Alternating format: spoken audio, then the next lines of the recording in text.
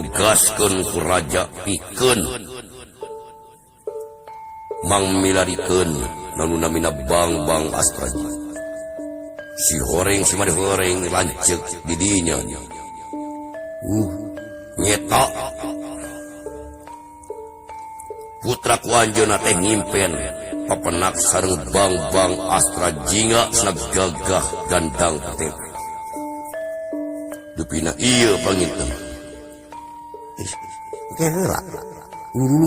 Wa abi cana wa tulungan wa. Aduh dawala bakal pangi jeung sang putri dawala asyik salam lindo dasono dawala melayang tanpa sayap berjalan tanpa kaki. Oh my god, oh no, let's go man, ready, welcome. What to see for the second I crazy now monkey ya ini ay man kabunga bakal paling aja si neni berjalan si oh no naon akas astagfirullahaladzim. Ayo jeung uai dicana uwa kakaraton kerajaan.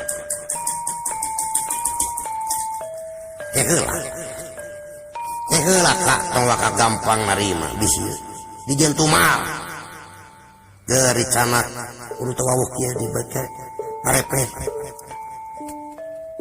euy kos ngeueur wae aduh jeung pokoknya baca wae aja si sayangku aduh Gusti lagu cicing kan keun kaula nu heula ieu tujuanna bade naon di bade nyanak lanceuk kaula ka ditu ka kerajaan. Nyeta kaula teh ditugaskeun piwarang milarian anu namina bang Astrajinga. Yen sami pisan ngimpena teh Kakang Dawala ngimpena teh kitu pisan papenak sareng bang Astrajinga saurna teh kitu. Samemeh nyanak lanceuk kaula langkahi dulu mayatku tarung heula jeung kaula.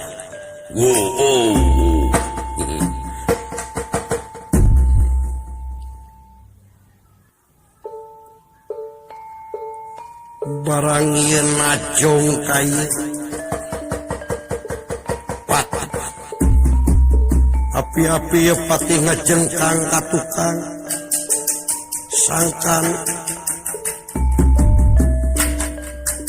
katipu Ieu dua makhluknya ta Astrajinga sareng Dawala sababaraha meter ngajengkang ieu patih di kerajaan.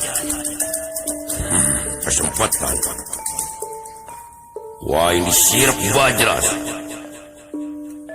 langsung ieu patih ngalamat ilmu sirap bajras sebenarnya ada bah dukun yang berkerjaan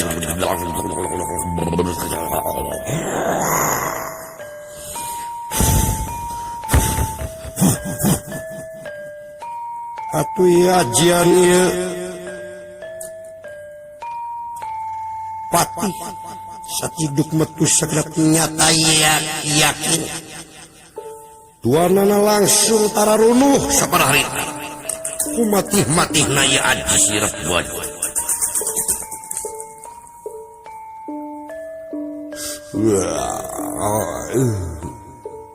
Dawala kuno itu kumai itu dawala murah yang sare bisa si sayang nari aka juga aka sarua atuh Astrajinga sareng Dawala ngajaroprak barobo dugi kata libra langsung